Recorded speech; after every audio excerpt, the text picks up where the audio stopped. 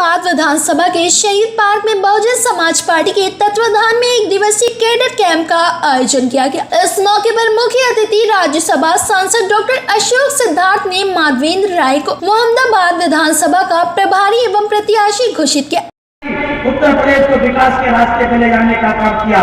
हमारी माताएं बहनें यहाँ पर उपस्थित हैं, जिनको कोई भी पेंशन नहीं मिलती है, चाहे वो विधवा पेंशन हो, चाहे वृद्धावस्था पेंशन हो, चाहे फिर जो बीपीएल की पेंशन हो, कोई भी पेंशन नहीं मिलती है, उनको आदरणीय बहन जी ने अपनी सरकार में 500 रुपया प्रति महीना महिला मुखिया को कौन सी पेंशन देने का काम किया था? महामाया मुख्यमंत्री आवास योजना, महामाया मुख्यमंत्री आर्थिक सहयोग जो देने का काम किया था, 500 रुपए देने का काम किया था। लेकिन समाजवादी पार्टी की जब सरकार आई तो उन्होंने उस योजना को बंद करने का काम किया। इस देश में किसी भी मुख्यमंत्री ने किसी भी गरीब की बेटी को मुख्यमंत्री बनाने का, किसी भी गरीब की बेटी को लखपति बनाने का काम नहीं किया। लेकिन बहुजन समाज पार्टी की राष्ट्रीय अध्यक्ष परम आदरणीय बहन जी ने अपनी सरकार में अपने जन्मदिन के अवसर पर गरीब की बेटी को, चाहे वो ब्राह्मण के गरीब की बेटी हो, चाहे वो दलित के गरीब की बेटी हो, मुसलमान की गरीब की बेटी हो, पिछड़े की बेटी हो, ईसाई की बेटी हो, अगर गरीब की बेटी है तो आदरणीय बहन जी ने उसको पैदा होते ही 1 लाख का सर्टिफिकेट अपनी सरकार में देने का काम किया था, जिसको समाजवादी पार्टी की सरकार ने बंद करने का काम किया। इसी तरह से आदरणीय बहन जी ने कांशीराम साहब योजना के नाम पर शहरों में 2 कमरे का पक्का मकान गरीब लोगों को, चाहे जिस जात वर्ग में जब तक गरीब हो, उसको देने का काम किया। उसी तरीके से गांव में 2 कमरे के मकान बना करके बहन जी ने अपनी सरकार में देने का काम किया था। और तो और ये नारा लगाते हैं, बेटी बचाओ बेटी पढ़ाओ। बेटी बचाने के लिए बहन जी ने जब गरीब की बेटी को लखपति बना दिया, फिर उसके बाद बेटी को पढ़ाने के लिए बहन जी ने हाई स्कूल पास होते ही गरीब की बेटी को 25,000 रुपए एक साइकिल देने का काम किया, ताकि वो अपने घर से दूर भी स्कूल जाकर के पढ़ लिख करके अपने पैरों पर खड़ी हो। ये काम आदरणीय बहन जी ने अपनी सरकार में किया। इतना ही नहीं, आदरणीय बहन जी ने अपनी सरकार में जो विकास करने का काम किया, खास तौर से आप लोगों ने देखा हो गंगा एक्सप्रेस वे, जो गंगा एक्सप्रेस वे बलिया से लेकर के नोएडा तक बनना था, उस एक्सप्रेस वे की सारी औपचारिकताएं पूरी हो गई थी। किसानों की लगभग 30 से 40% जमीन भी एक्वायर कर ली गई थी।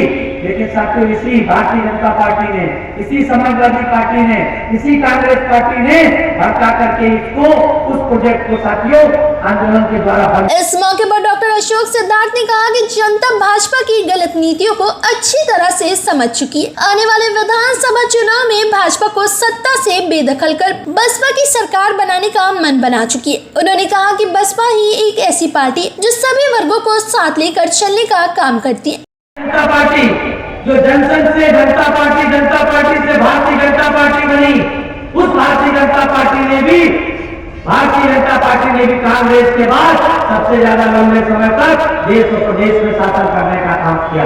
लेकिन उन्होंने भी केवल देश में फूट डालो और बांटो राज करो की नीति अपनाने का काम किया। उन्होंने प्रदेश में सांप्रदायिकता को फैलाने का काम किया, सांप्रदायिकता के जहर को फैलाने का काम किया। लेकिन भारतीय संविधान की नीतियों को लागू करने का काम नहीं किया।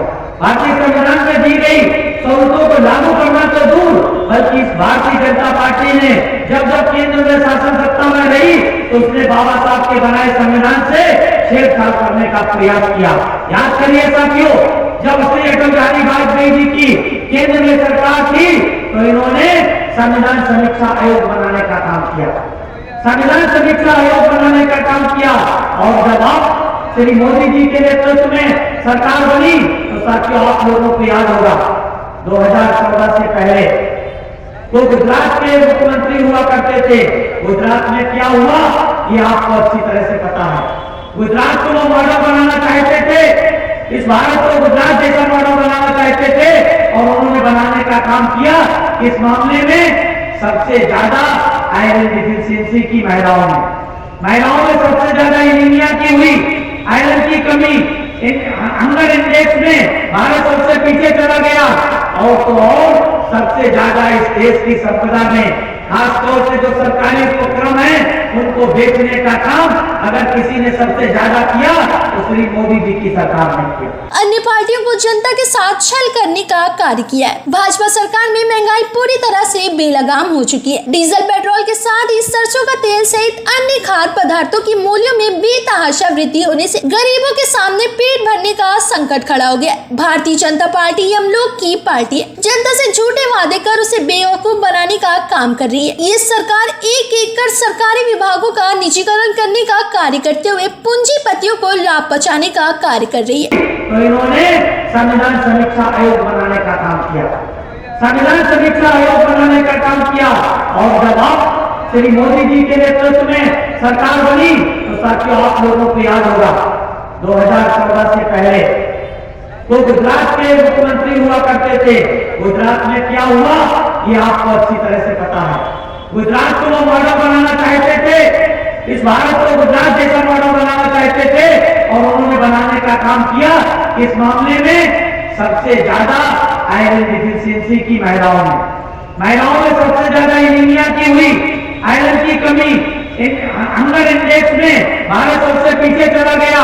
और तो और सबसे ज्यादा इस देश की संपदा में खासतौर से जो सरकारी उपक्रम है उनको बेचने का काम अगर किसी ने सबसे ज्यादा किया तो श्री मोदी जी की सरकार ने। इस सरकार की गलत नीतियों को जनता अब समझ चुकी है और इसका जवाब आने वाले विधानसभा चुनाव में देने का मन बना चुकी है। उन्होंने कार्यकर्ताओं का आह्वान किया वह तन मन से विधानसभा चुनाव की तैयारियों में जुट जाए, लोगों से संपर्क कर बसपा की नीतियों से उन्हें अवगत कराए। अगली सरकार बहुजन समाज पार्टी की ही बनेगी। आज का जिस तरह से कैडर कैंप आप लोगों ने देखा है, इस कैडर कैंप का उद्देश्य था कि बहुजन समाज पार्टी के राष्ट्रीय अध्यक्ष और आबादी के हिसाब से इस देश के सबसे बड़े सूबे उत्तर प्रदेश की 4 बार मुख्यमंत्री बहुजन समाज पार्टी की नेता आदरणीय बहन जी के निर्देश पर जो मंगला विधानसभा के प्रभारी हैं श्री माधवेंद्र राव जी को घोषित करने की 2022 में बहुजन समाज पार्टी की नेता आदरणीय बहन जी ने प्रेस के माध्यम से, मीडिया के माध्यम से, प्रेस नोट के माध्यम से कई बार ये बताने का काम किया है कि हम 2022 का चुनाव अकेले दम पे लड़ेंगे और पूर्ण बहुमत की सरकार बनाएंगे। हमारे कार्यकर्ता जो हर बूथ पे पोलिंग बूथ कमेटी जिस तरह से लगन और मेहनत से बनाने का काम हमारे लोगों ने किया है उससे स्पष्ट है। और आज आपने खुद भी कार्यक्रम में जो लोगों का रुझान देखा है, जो जोश देखा है, इतनी भीड़ तो डिप्टी सीएम मौर्य जी आए थे उनकी में भी भीड़ नहीं थी, हमारे तो एक विधानसभा की उसकी भीड़ थी, उनके जिले में इतनी भीड़ नहीं, उनके राष्ट्रीय अध्यक्ष जितनी भीड़ करते हैं उतनी हमारे मंडल के जो कोऑर्डिनेटर भीड़ करते हैं उतनी मिल जाती है। उससे लगता है कि हम पूर्ण बहुमत की सरकार बनाएंगे। देखिए नीला उनकी आंखों में लगता कुछ, उन्हें काजल वाजल कुछ ऐसा लगाने की जरूरत है ताकि उन्हें ठीक से दिखाई दे। नीले रंग का तो वो कभी सफाया कर नहीं सकते क्योंकि वो आसमान का नीला है। उस आसमान के नीचे पूरी दुनिया रहती है, खाली भारत या उत्तर प्रदेश के लोग नहीं रहते हैं। उनकी कमज़ोर नज़र का है, उनकी अकल का भी थोड़ा सा फर्क है कि उनकी अकल को इतना नहीं होता कि नीला रंग कभी समाप्त नहीं हो सकता। फिलहाल इस खबर में बस इतना ही। गौतम जी